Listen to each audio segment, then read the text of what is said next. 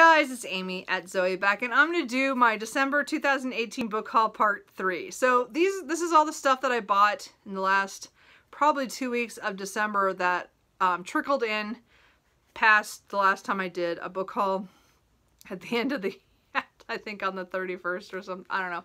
The end of the year, I did put one up, but I knew there was going to be more books. So there are more books here than I thought. 12. And yes, these are counted in my total numbers of books that I've bought, even though I've kind of lost track a little bit. I made a mess up on my spreadsheet, but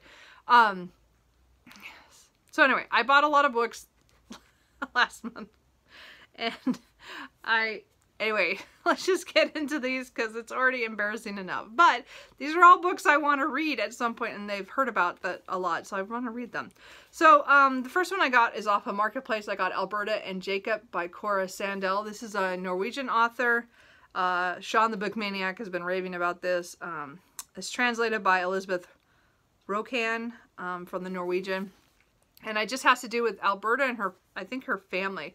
And it's a kind of a strange family situation. I mean, as in she lives in, you know, small, like northern part of Norway, I think is something. Or some faraway place. And so she, but it's, I think there's a couple of novels in there as well. But this is the one that you start with, I think. Or the one that Shawn was raving about. Another one that I got because of him was one. These are now the ones I've gotten from Amazon, and the one I got was Beauty is a Wound by Ika Kuranawan. I can't remember how to say that. Sorry, I did look it up, but I can't remember now. And I think this is translated from Annie Tucker. I think from, I don't know what language, because it doesn't say which language. But I think he's from Java, West Java. So I'm not sure what exact language is that area. I will find out. I don't know when I read this. But this is a story, I think, about it's kind of a, I don't know if it's a surrealist one or something, but I think it has to do with some women and like, you know, a woman and her daughters. And I think she was killed, but she kind of comes back. I'm not quite sure. It just sounded interesting when he explained it, but of course I don't remember what it all is about. I bought it, I mean, I've had it on my wish list for a really long time. I also got the book, the Bullet Journal Method by Ryder Carroll. I don't remember if I hauled this or not yet. I got it around this, near the end of the month or right into the beginning of the year, so I'm not sure. I might have already mentioned this, but this is of course on the Bullet Journal Method, and I just can't remember if I hauled this one or not, but I've done bullet journaling in the past. I don't do it super strictly, but I wanted to read it to get more information on it and maybe return to doing that. I also got a copy of The Agony and the Ecstasy, a biographical novel of Michelangelo by Irving Stone. So, I've heard about this book before, and I know people who've read it. It's just been a really long time since I talked to any of them, but my aunt just recently had this at her book club, and she was raving about it, and so she said I had to read it, so we'll see. We'll see what happens. And then the last thing I got from Amazon was Christian Lavrendatter. I don't know how you say that, but this is the series by Sigmund Ulstedt. I'm not sure how you say that. And again, this was translated from, I believe it's from the Norwegian as well. I think she's Norwegian as well.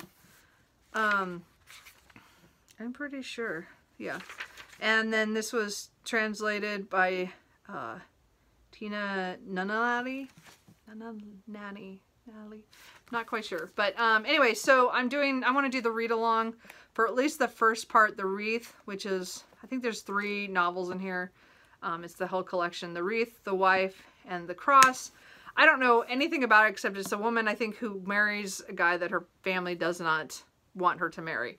That's about all I know about it, and I'm going to try to read The Wreath in January. I'm not sure I'm going to get to this, but because Britta Bohler is doing her read-along on the Nobel Prize winners, because that author did win before. I'm not sure for which part. I can't remember now.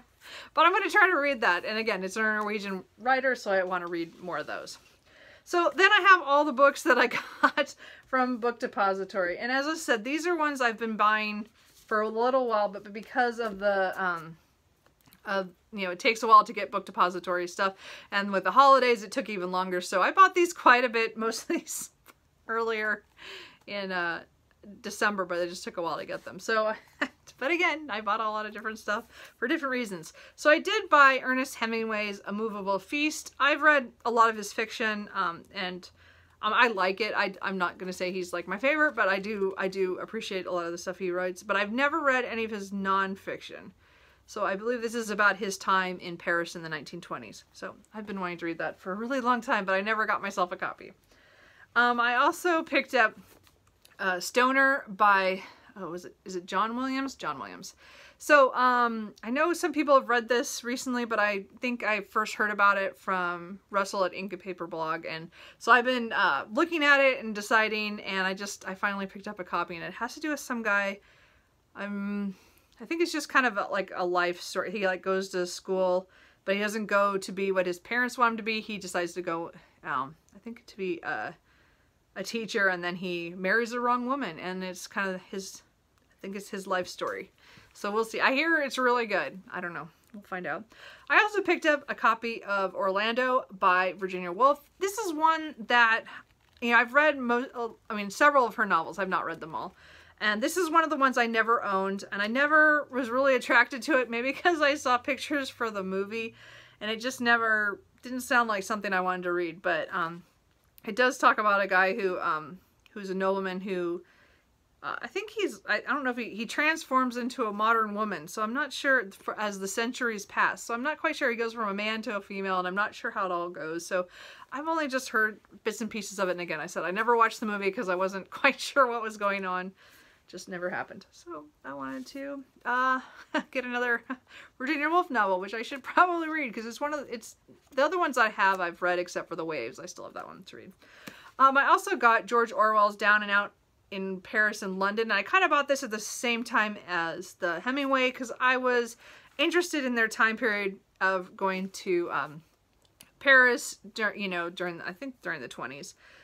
So it just sounded very fascinating, and as much as I did not like 1984, I could appreciate it for what he was doing in it. But I kind of want to read more about you know, being a struggling artist and stuff. And again, both of them are kind of on that same thing. I also bought Arcanum Unbounded by Brandon Sanderson. I have a couple of these short stories that are in here on my Kindle. But I just thought it'd be kind of cool. Oh, look, there's even like a little excerpt from from White Sands. Anyway, so it's like a little short stories from his different worlds, and I just got it so that I would be able to read some of the ones like Emperor's Soul, and there's another one in here I got it really for. Not sure, but anyway, I just thought it'd be kind of cool. This is the only one I bought with these really cool covers, but I always admire them. Everybody has them, but it's the first one I bought of that one. Anyway, so I do like Brandon Sanderson. I just don't read a lot of short fiction. So again, it's just the few of the stories that I have, but I want to read, but I'd rather have a physical copy. I know.